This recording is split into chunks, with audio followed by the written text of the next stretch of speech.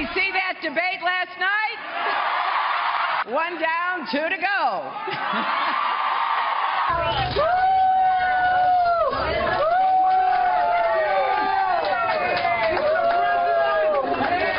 So the day after the big debate, still trying to gauge who came out on top. So we're looking at the reviewers versus the viewers. Welcome, everybody. I'm Neil Cavuto, and I want to show you something. It is very unscientific.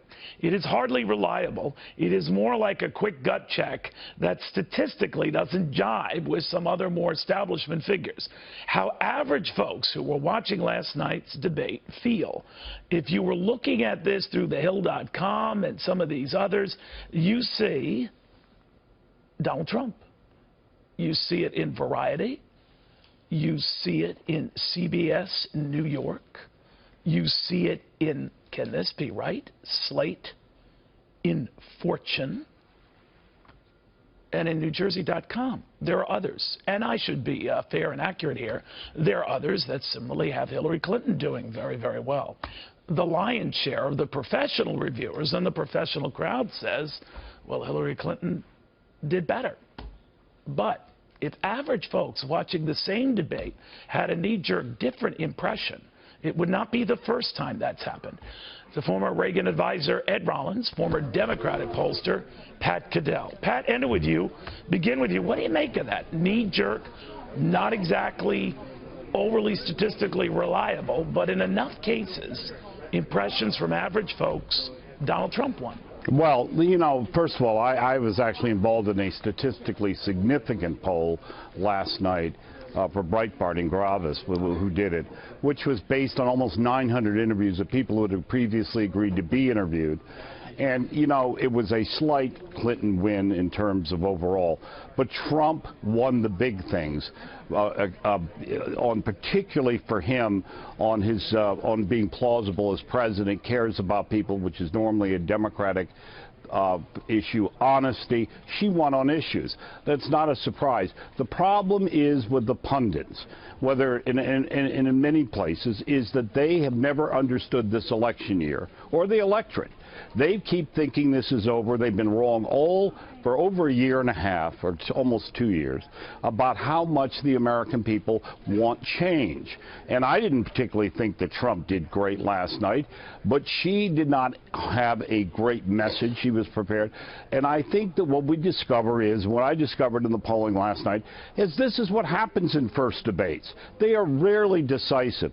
95% of the people we interviewed said they did not change their mind. And the few percent that did, actually, Trump gained a little bit. But it's not a head-to-head race, but because so many people don't watch the debate. All right.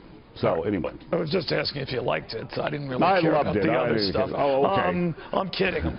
Yeah. Ed Rollins. I'm happy to have you back, though. Thank you, my friend. Let me ask you, Ed, about that reaction. You were reminding me on Fox Business that how the professional crowd feels could be a little different than how average folks at home feel.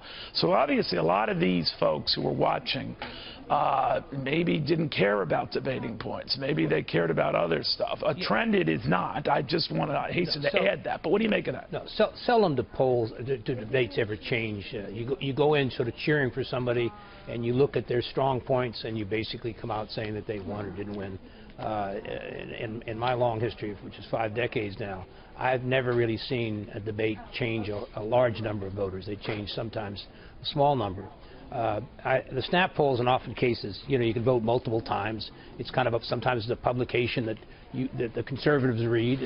Trump has won every single one of, like, Drudge or what have you.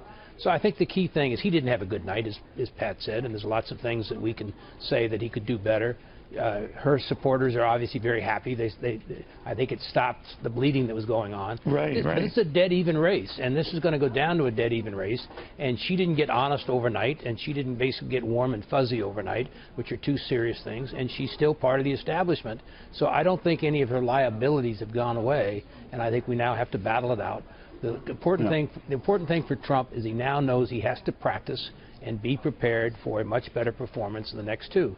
Obama lost the first one, did better in the second two, and my sense is Trump will do better in the next two. If he doesn't, then it's his own fault. It's an interesting point because we do look at debating points, clarity, able to make your argument concisely. I think I'm just expressing my own reaction, Pat, that I thought Hillary Clinton won on that count. But maybe a lot of these folks who are watching say they didn't mind that he wasn't as polished, that he wasn't as scripted or whatever. I don't know whether that would hold if he did the same for the next 2 debates. But what do you think? Well, I think that may be true. And look, I thought that she sort of won on points. I thought he was defensive at times. I thought he made his points at times. The point Ed made is important. People go in rooting for their candidate.